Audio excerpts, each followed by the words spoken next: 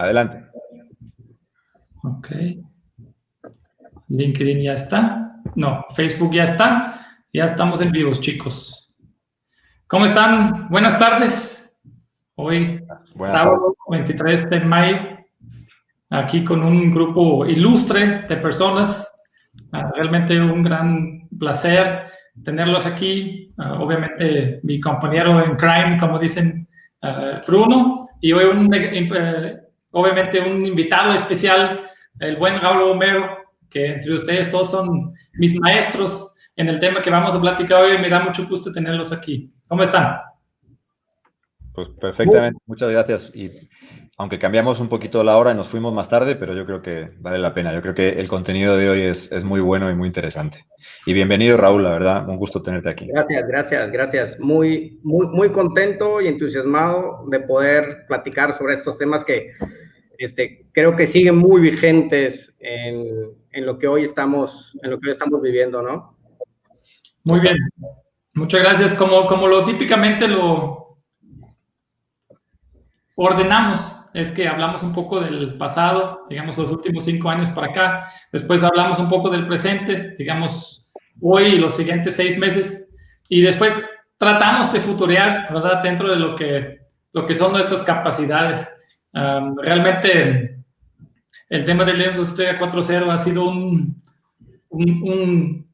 reto los últimos años desde que nace realmente en Alemania en uno de los conceptos donde ellos juntan un conjunto de tecnologías y la llaman Industria 4.0. Yo creo que quiero darte la palabra, Bruno, que nos expliques inicialmente el framework o las tecnologías que engloban y después vamos un poco más profundo con Raúl en el tema de qué valor realmente quiere generar. Ok, pues en realidad cuando hablamos de Industria 4.0, son más de 40 tecnologías diferentes, entre tecnologías nucleares y tecnologías facilitadoras, y ahora las veremos con un poquito más de calma, que lo que permiten es fundamentalmente unir el mundo físico con el mundo digital en 3 ciclos, ¿no? Un ciclo que conecta el mundo físico de nuestros activos, nuestras máquinas, nuestras flotas, nuestras personas, los que nos movemos, ¿no? en este mundo real, nos conecta al mundo digital, es el primer ciclo. Dentro del mundo digital, esa información que se ha generado en el mundo físico se trabaja y se actúa sobre ella y se mejora y se devuelve en un tercer ciclo del mundo digital al mundo físico. Y soportando este trasiego de datos y de información de valor entre los dos mundos, el físico y el digital, hay otras tecnologías que facilitan que eso se dé. Luego vamos a ver en una slide, en una presentación un poquito más concreto, pero me gustaría, antes de que hable Raúl, decir que la industria 4.0 no es solo hablar de tecnología, no es solo ser experto en 40 tecnologías distintas. La industria 4.0 tiene casi tanto que ver con la organización, con el liderazgo, con las competencias, con el talento, con una manera de hacer las cosas y de alguna manera aproximarnos a ser lo más parecido a ser digitales que podamos, que tiene que ver y tiene tanto peso como las tecnologías o el conocimiento o el expertise que podamos tener en ellas. Entonces, para mí es como el merge de 2 círculos, un diagrama de Venn, en el que por un lado tenemos todas las tecnologías que transforman nuestros negocios, el front-end, el back-end, las operaciones, la relación con el cliente, y por el otro lado tenemos todo lo necesario a nivel humano y organizacional para habilitar eso. Entonces, cuando combinamos las dos cosas, producimos una transformación significativa, una transformación hacia lo digital, que como bien decías, Estefan, es lo que nos puede hacer ser más resilientes en un entorno como el que estamos viviendo o como el que vamos a seguir viviendo, porque los rebrotes se van a seguir dando, el coronavirus ha llegado aquí para quedarse y hasta que esto se vaya extinguiendo vamos a tener que acostumbrarnos a hacer cosas diferentes. Y lo que no haga, creo que ahora mismo nos estamos arrepintiendo de todo lo que deberíamos haber hecho hace tiempo, ¿verdad? Para que hoy no estuviéramos tan afectados como estamos. Buen punto, Bruno. Fíjate, dices muy bien el tema de que los últimos 5 años había mucha intención, ¿verdad? Muchas ganas, muchos proyectos. Sí. Sin embargo, algo frenó en la mayoría de las empresas que realmente eso se haya dado. Sí, mira, Raúl y yo hemos dado decenas de conferencias, decenas, y la gente interesadísima y todo, y los foros de 4.0 llenos, y nos trajimos aquí a la Hannover Messe, a León, Guanajuato, y tenemos Nuevo León 4.0 y tenemos un chorro inacabable de iniciativas de 4.0, ¿verdad? Así es. Pero en realidad, cuando rascas y dices, ¿cuánta gente hoy en día tiene una Smart Factory completa, ¿no? ¿Cuánto todo el mundo ha hecho una cadena de suministro digital? Pues el avance es pues bastante poco significativo. Pero bueno, Raúl, dale tú, por favor, que te estamos quitando todo el tiempo. No, para nada, o sea, súper interesante. Pero fíjense que coincido, por supuesto, con lo que comentas, Bruno. Si nos vamos a 5 años antes, como lo estamos planteando, yo diría que lo que teníamos era primero desconocimiento. Desconocimiento de qué es lo que significaba. Parecía que era una palabra de moda, una tendencia más. Ya cuando vimos que se quedaba y cuando empezamos a entenderle un poquito más, la mayoría de las empresas, sobre todo en manufactura, pasamos del desconocimiento al pánico prácticamente, al miedo de ¿cómo le hago ahora? ¿No? O sea, la mayoría está hablando ya en Industria 4.0. Ya entendí más o menos de qué se trata porque, tal como lo mencionas, los foros que se pusieron a disposición de la mayoría de los industriales, las conferencias interminables, los webinars, los diplomados, existió de repente un boom en la información sobre Industria 4.0 que nos hizo entenderlo y a partir de que lo entendíamos nos apanicábamos. Entonces, muchos conocidos míos, lo que tenían en mente era ese pánico de cómo le hago, porque me van a ganar los demás. ¿Dónde comienzo? Cuesta una la nota implementar Industria 4.0 y ese era lo que estábamos viendo hasta hace unos meses. Esta pandemia, hoy que estamos viviendo, nos está haciendo reestructurar nuestro mindset, nuestra opinión sobre las tecnologías digitales, porque nos trajo a lo que debió haber sucedido quizás en 3 años más prácticamente. Hoy no es qué padre pensar que lo puedo implementar en un futuro, es más bien necesito implementarlo ya. Y en medio de todo este pánico, si lo empezamos a despiojar para ver qué es lo que significa Industria 4.0, no es en sí, tal como lo mencionabas, Bruno, no es en sí las tecnologías. O sea, las tecnologías terminan siendo las limitadoras prácticamente de lo que queremos conseguir. Y al final lo que queremos conseguir todos es que nuestras empresas sean más rentables, ¿no? Que tengamos mayor productividad.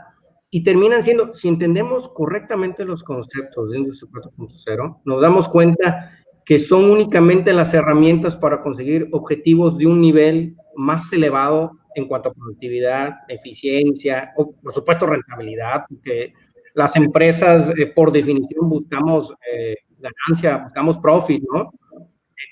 Pero bueno, eso es lo que termina siendo Industria 4.0, es el momento en el que vivimos nada más, donde somos privilegiados porque tenemos no una, sino varias tecnologías en una etapa madura que nos ofrecen la combinación que se adecue a nuestro presente y a nuestras posibilidades también, para poder aspirar a ser mejores en cuanto a productividad y eficiencia, ¿vale?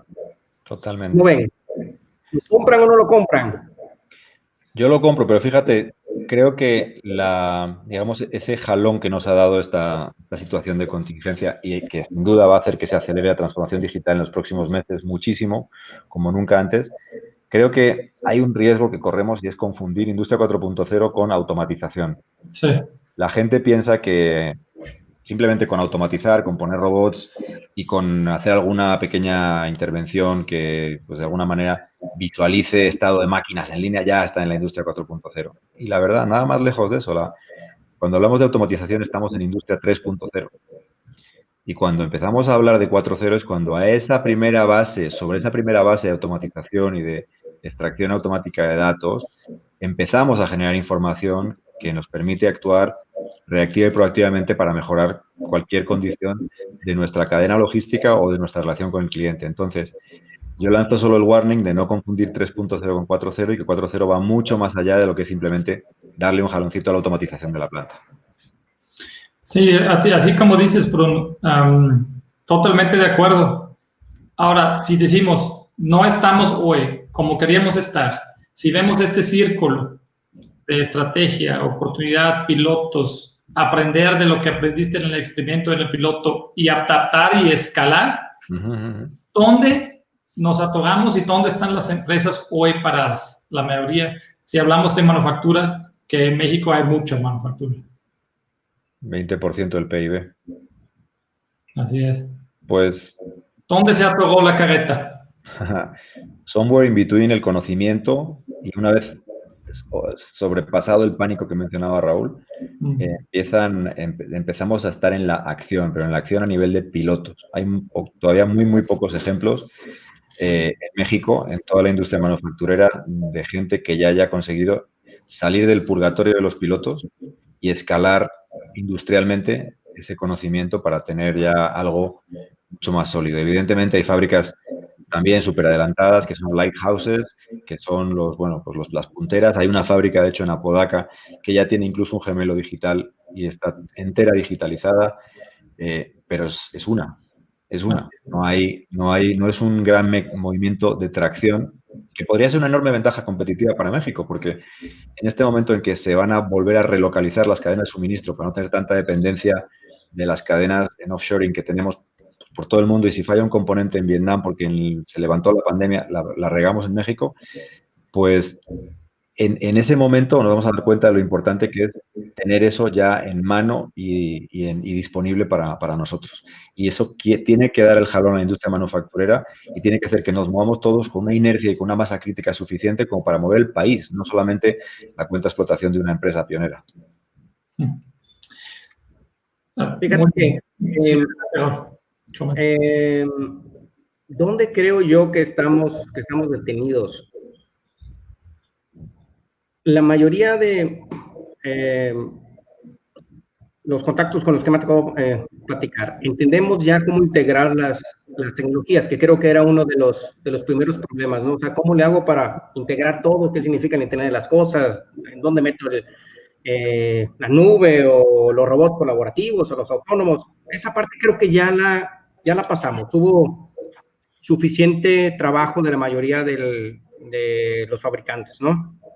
¿Dónde estamos?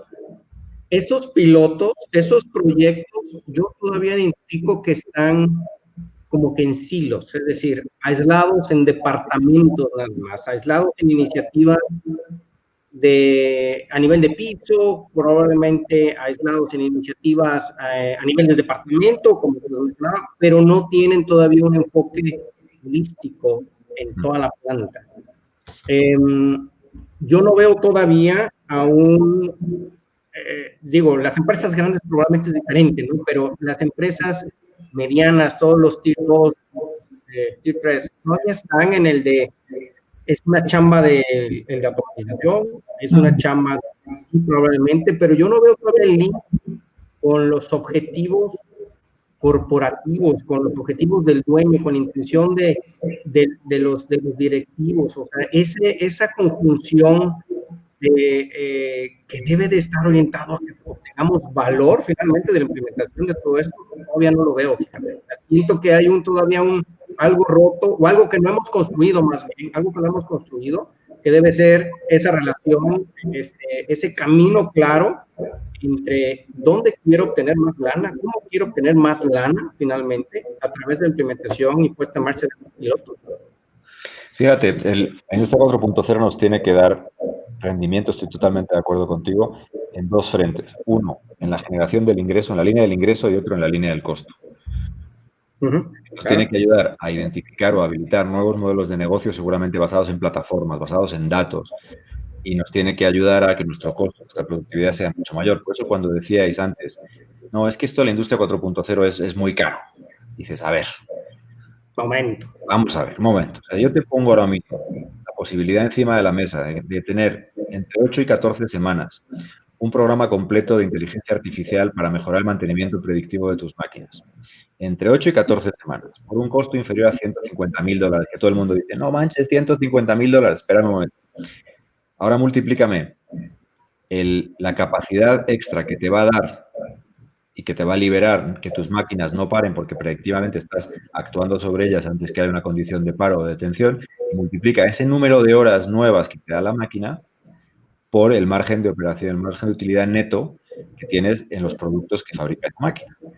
y lo comparas contra los $150.000. Y luego si me dices si es barato o si es caro.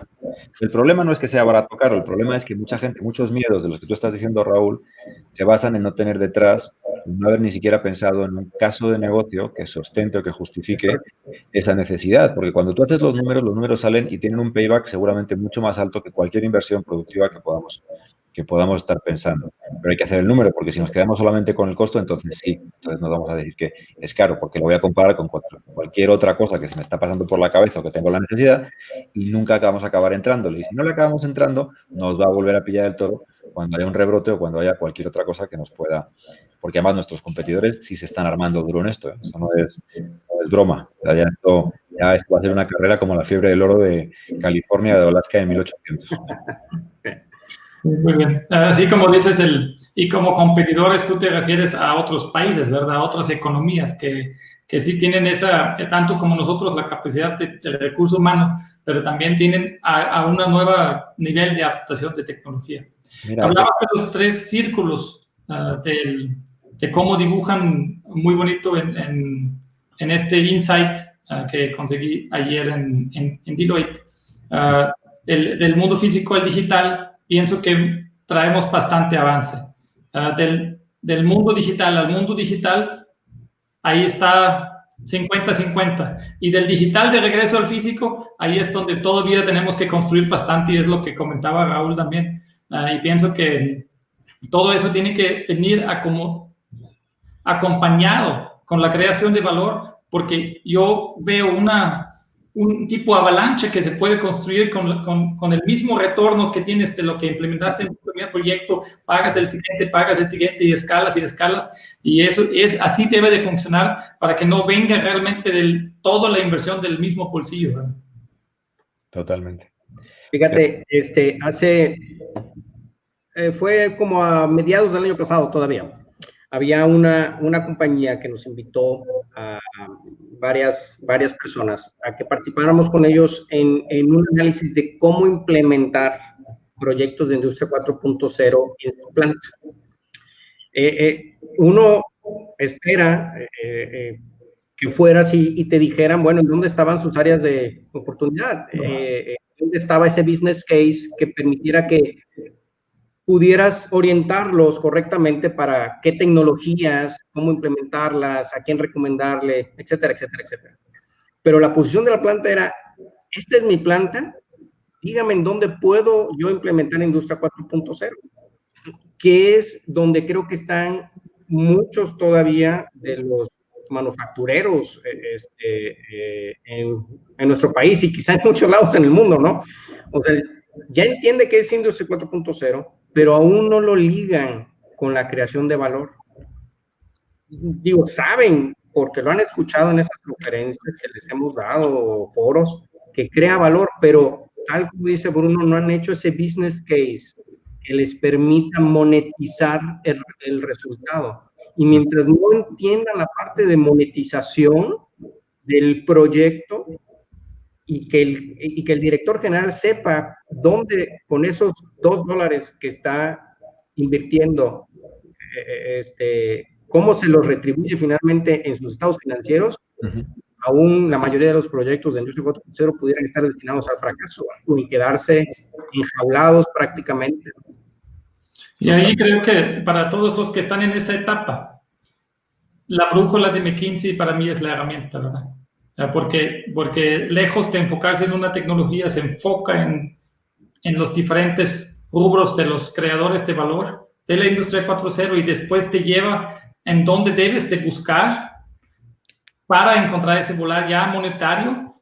Te dice inclusive cuánto es tu potencial en un promedio de cientos de empresas que ellos han medido, y después te lleva a la posible solución de tecnología. Entonces, la verdad, para los que están en esa etapa, que como dice Raúl, es una etapa muy prematura de apenas conocer tu negocio, pero es un buen comienzo, la brújula es la herramienta que a mí personalmente me ha jalado muy bien. Sí, la brújula está muy bien, pero esta brújula tiene que ir dentro de un contexto en el que si lo que queremos es hacer que las empresas arranquen para implantar 4.0, proyectos de 4.0, yo sugeriría un enfoque que utilizaría esta herramienta, pero un enfoque muy claro en 4 fases. Una es la fase de visión. Es decir, oye, ¿qué está pasando? ¿Cómo me afecta? No solamente reactiva a la crisis, de decir, oye, ¿cómo me ha afectado esto? ¿Cuánta venta he perdido? ¿Cuánta venta no hubiera perdido si hubiera estado mejor automatizado, más integrado, menos dependiente de terceros, más conectado, generando más datos? Pero una primera es decir, ¿qué quiero sacarle yo a esto? Quiero tener un nuevo modelo de negocio, quiero tener una nueva fuente de ingresos, quiero hacer productos smart, quiero tener una cadena de producción libre de CO2 para el año 2020. Es decir, ¿qué quiero sacarle a esto? Y vincular la visión empresarial y la estrategia empresarial con lo que llamemos Industria 4.0. Bien, establecido ese primer punto, hay que mirarse a un espejo, hay que hacerse una foto, hay que decir, oye, vamos a ver. Primero, ¿cuáles son los casos de uso que tengo? Y aquí es donde entra toda la rueda de McKinsey, ¿no? Y qué valor me pueden dar y qué retorno. Pero hay más, puedo compartir una slide con más de 160 casos de uso diferentes. En todos los nodos de la cadena logística que te imagines, en todos los modelos de negocio que te imagines. Y bueno, de eso, ¿qué me quiero comer vinculado con mi visión anterior? Cuando ya lo tengo claro, tengo que hacer examen de conciencia y decir, pero bueno, lo puedo hacer. Es decir, tengo, primero, la capacidad tecnológica suficiente. Segundo, la capacidad humana suficiente. 2 o 3, el conocimiento de la red suficiente. El talento, la cultura, el gobierno. Vamos a pasar del arte de lo deseable al arte de lo factible. En el arte de lo factible, es decir, ya tengo, eso está ya vinculado a lo que quiero hacer con mi estrategia empresarial, ahí empiezo a pilotear. Cuando empiezo a pilotear, empiezo a generar ese primer ingreso que decías, Estefan, que es generador de un círculo positivo, ¿de acuerdo? Un círculo que va animando a la gente a hacer más cosas. Y la cuarta fase sería, si eso ha demostrado que está dando dinero y tenemos el caso de negocio que lo justifica, ¿cómo escala? Es decir, si lo he hecho, por ejemplo, en una máquina, ¿cómo puedo escalar a las 32 que tengo similares? Lo he hecho en un CNC, ¿cómo puedo escalar eso a las 32 que tengo iguales? Entonces, esa fase o ese recorrido, en ese recorrido es muy importante tener esa brújula y tener otras herramientas porque los empresarios y los manufactureros no tienen por qué ser especialistas en todo el entorno, todo el ecosistema, en todas las tecnologías. Entonces, a lo mejor es bueno también dejarse guiar, dejarse aconsejar y decir, oye, no tengo que ser un experto en inteligencia artificial, pero necesito a alguien que sí conozca en qué me puede servir la inteligencia artificial para mi negocio y que me ayude a ver si la inteligencia artificial es un capricho para mí, para mi empresa, para mi planta, o realmente le puedo sacar un partido y cómo, ¿no? Muy bien. Buen punto, el complemento, ¿verdad? De los que están ahorita en esa fase de querer comenzar o de dónde parten. Quiero aprovechar ese espacio donde ya estamos en el que ya vimos el pasado, ya vimos el presente. Quiero pasar a la siguiente fase de ver ya corto o mediano plazo. Cuando hablamos de corto o mediano plazo, 1 año, 3 años. Hacia dónde va, y encontré un video de Fraunhofer y dijiste tú algo que se llama Lighthouse, que son los faros, un Lighthouse Project que se llama Go Beyond 4.0, que los primeros 2 minutos mencionan conceptos muy interesantes que son necesarios para que esto ahora sí despegue. Vamos a ver si les gusta. Ustedes me dicen si se escucha el sonido.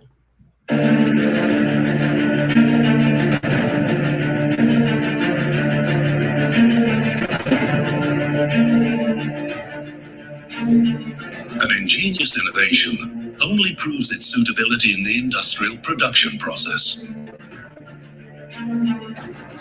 6 Fraunhofer institutes have succeeded in using digital printing and laser processes to individually integrate, for example, conductive paths and sensors and into components.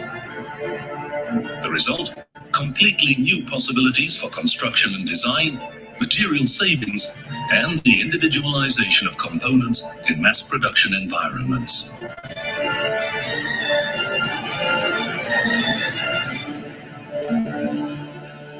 In der Massenfertigung, at first it seems paradoxical to produce unique pieces in mass production.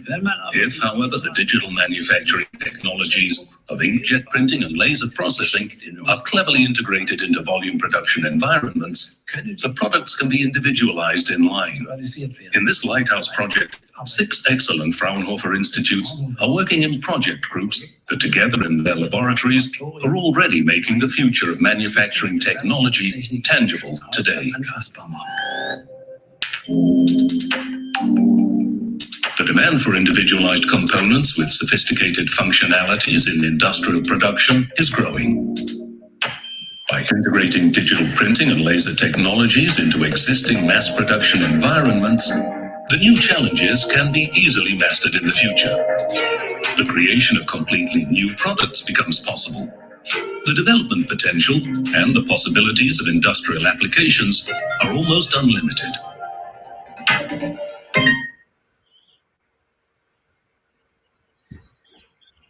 Finalmente menciona varias palabras o varios grupos de palabras ahí. Habla de las tecnologías o innovaciones solo funcionan si son escalables a gran escala, a escala industrial. Y eso es algo que sí tenemos que tener muy en mente siempre cuando hablamos de eso. Pero lo que me llamó mucho la atención fue el tema de la individualización. Y después reflexioné y dije, tal vez los productos que hoy hacemos como nación, como industria de manufactura, son demasiados estándar o demasiados repetitivos. 700,000 veces al año la misma pieza. 1,000,000 de veces al año la misma pieza sin ningún componente de individualización. ¿Qué piensan ustedes? ¿Tiene que ser ese empuje de los clientes hacia la individualización lo que finalmente va a hacer que esto evolucione? Raúl, aviéntate tú si quieres.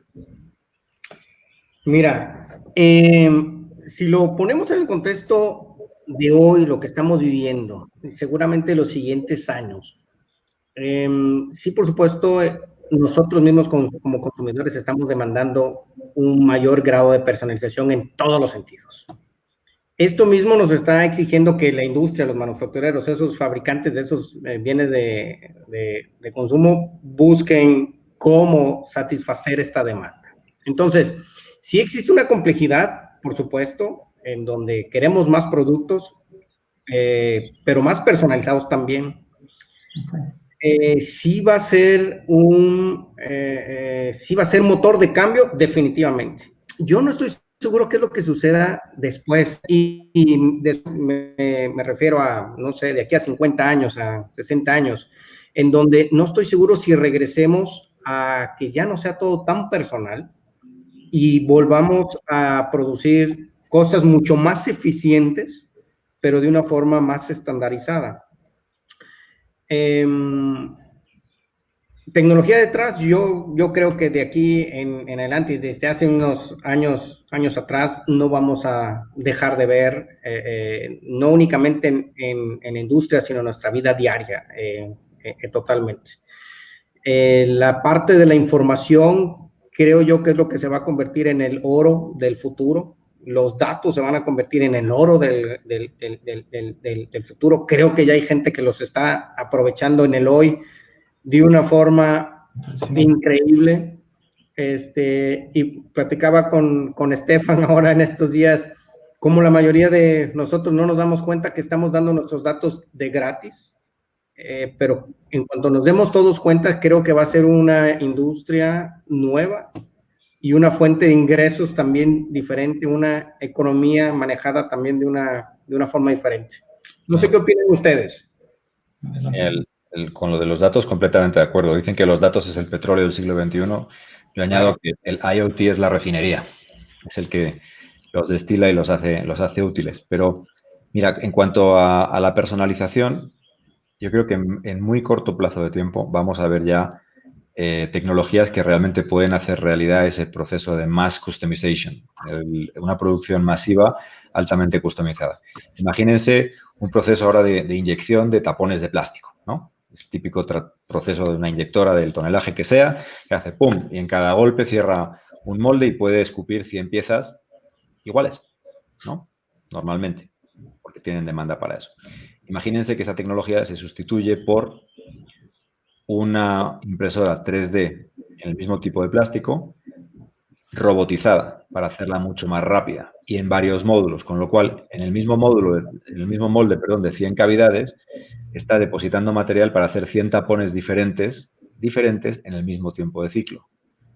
¿De acuerdo? Es decir, la combinación de dos tecnologías disruptivas como el robot y la impresión 3D pueden hacer que una tecnología clásica como la inyección de plástico se disrompa, si se puede decir así, y se haga realidad el concepto de customización masiva.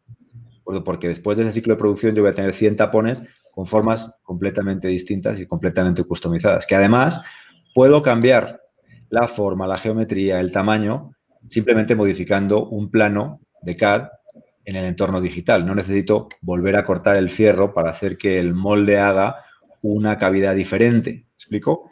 Entonces, sí va a haber más customization, no tengo la menor duda. ¿En cuánto tiempo va a llegar? No lo sé. Pero para mí, a corto plazo, lo que más puede transformar el panorama del 4.0 son dos cosas. Creo que la inteligencia artificial se va a comoditizar muy rápido. Yo creo que cada vez hay más plataformas, herramientas, tools, sistemas, ingenieros, científicos de datos para que ese conocimiento de inteligencia artificial que hoy parece súper guau, ¿no? Sea un commodity, de hecho ya se vende como servicio. Esa es la primera. Y la segunda es que cuando dispongamos de 5G real, todo lo demás se va a acelerar. El Internet de las cosas va a poder volcar muchos más datos con una latencia mucho más rápida. Entonces vamos a tener más capacidad de cómputo para procesar más. Va a acelerar de alguna manera, va a engrasar todo el mecanismo de trasiego y de temas de datos. Y la tercera, porque he dicho dos, pero en realidad son tres, es todo lo que tiene que ver con la ciberseguridad. Yo no me imagino una industria 4.0 fuerte en la que nuestros activos productivos conectados a Internet estén desprotegidos. Así es. Es decir, el cybersecurity del OT, de los activos productivos, va a experimentar un desarrollo espectacular en paralelo a todo lo demás. Porque luego sí hay cosas más fancies en el horizonte, ¿no? Como la computación cuántica, pero yo creo que eso todavía está bastante más lejos de llegar. Los tres que yo veo son los tres que acabo de decir, a corto plazo por lo menos, no sé si están de acuerdo. Muy bien. Sí, totalmente. Muchas gracias, Bruno. Cuando estuve reflexionando sobre el tema de variabilidad de producto contra volumen, me acordé de una gráfica que Raúl me compartió, la busqué y encontré esto, donde realmente sí me llamó mucho la atención, donde realmente el pico de la producción en serie, con pocas variaciones, ya pasó, y pasó hace muchos tiempos, ¿verdad? Realmente aquí hay diferentes escenarios, un escenario que va para aquí abajo, un escenario que se va de lo que tú estás hablando ahorita, Raúl, que realmente se vuelve flat aquí y se vuelve una estandarización nueva, una estandarización 4.0 donde hay muchos productos muy eficientes, de muy buena calidad. Si pensamos en el iPhone no hay tantas versiones, ¿verdad? Y todos lo estamos comprando. Y también lo que dijo Bruno, una customización al 100, donde tienes casi una pieza única y finalmente el volumen es bajo, ¿verdad? Entonces, realmente muy curioso el escenario. Coincido contigo, Bruno, el tema de inteligencia artificial.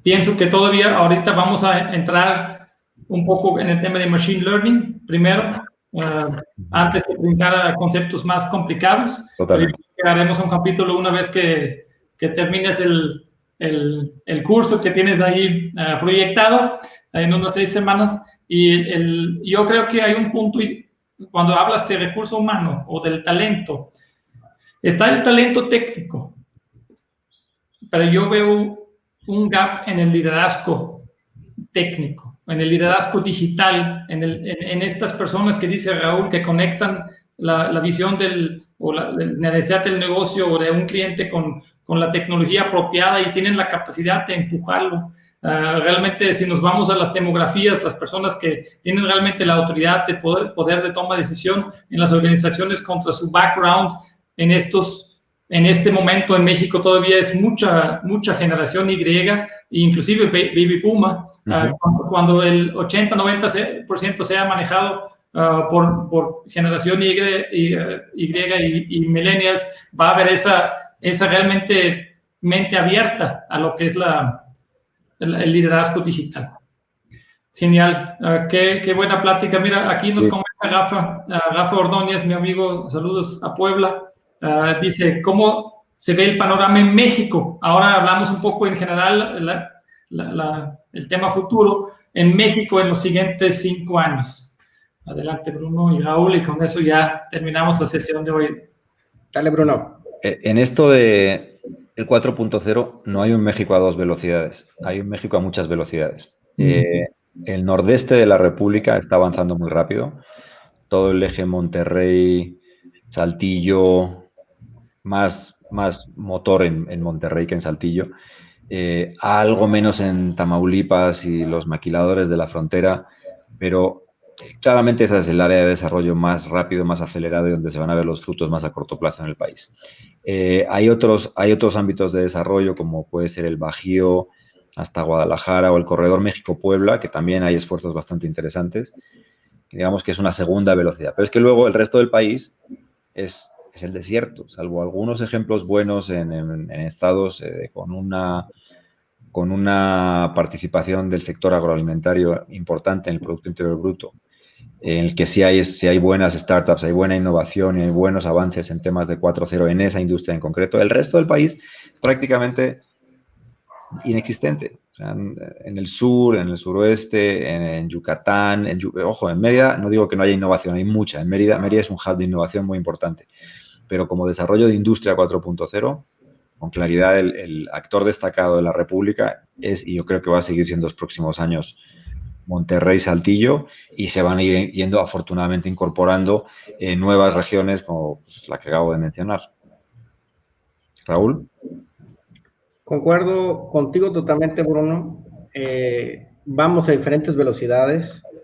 De repente podemos a lo mejor seccionarlo no únicamente por regiones, sino incluso por nichos o sectores industriales. Hace, pues, a lo mejor 10, 15 años, pensar en introducir robots en México, híjole, estaba difícil, o sea, se nos complicaba pensar en que nuestra manufactura barata pudiera ser automatizada. Hoy México ha tenido un crecimiento importante en robots dirigido por automotriz totalmente. Y yo también creo que ahorita Industria 4.0, fuera de la regionalidad, y automotriz sigue liderando. Totalmente.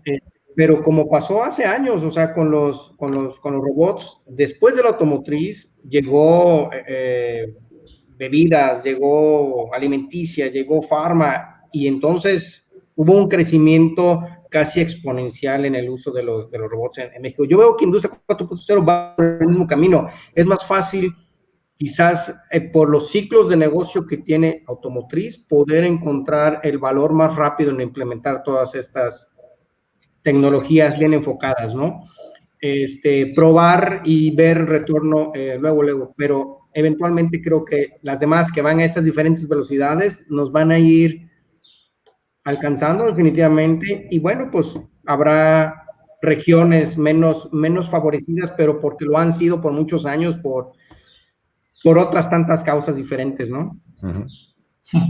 ¿Y tú cómo lo ves, Estefan? Para mí, finalmente yo ya había una independización en términos tecnológicos de México, tanto de Alemania como de Japón, Corea del Sur. Eso es algo que yo veo muy bien. Yo ya veo tecnologías propias desarrolladas aquí, y yo veo empresas creadas, fundidas propiamente aquí, sin el capital extranjero, que saben que aquí hay un mercado y están dándole servicio a este mercado. Yo creo que ese es un brinco importante a nivel macro para que realmente algo se puede escalar y se puede penetrar a un mercado completo. Coincido con ustedes en el tema de la regionalidad e inclusive de la parte de las diferentes industrias. De repente nos puede sorprender una industria, ¿verdad? Lo que yo pienso que la industria, que todo lo que tiene que ver con energía, todo lo que tiene que ver con los insumos de energía, inclusive la parte de los LED, creo que tuvo un avance impresionante, sobre todo en Monterrey y Guadalajara los últimos 3 años. Nos pueden sorprender, pero el empujador, el tractor principal seguirá siendo la industria automotriz, es un hecho, pero también yo creo que se va a democratizar, se va a ampliar el horizonte, y eso es bueno. Yo creo que nosotros juntándonos aquí es una señal de que tenemos que compartir, tenemos que abrir, tenemos que platicar sobre los temas, y realmente les agradezco mucho que han estado dispuestos a esta plática, que han dado de su tiempo y su conocimiento. yo me siento muy agradecido con ustedes. Adelante, Bruno. No, muchas gracias a ti, Estefan, la verdad, excelente iniciativa y con mucho gusto. Creo que ha sido una plática muy, muy rica, muy, muy bien. Muchas gracias, Raúl, por tu participación y pues el sábado que viene nos vemos aquí otra vez con otro tema sorpresa. Así es. Pues gracias para ambos. Un deleite echarnos la platicada y el cotorreo. Este tema de Industria 4.0 de tecnología tiene para que nos quedemos platicando, yo creo que las 24 horas. Bueno, en algún momento tendremos oportunidad de extendernos un poco más entonces. Perfecto. Muchas gracias, Java. Muchas gracias, Bruno. Todo. Todo lo que quieran comentar sobre el video, si les gustó o no les gustó, denle like, pongan más preguntas aquí abajo, obviamente offline ya le estaremos dando a todo lo que salga de aquí, ¿verdad? Porque puede salir una plática adicional, como acaba de decir Raúl, sobre un tema específico o una general. Les agradezco mucho y que tengan un excelente fin de semana. Gracias. Hasta luego, gracias a todos. Hasta luego.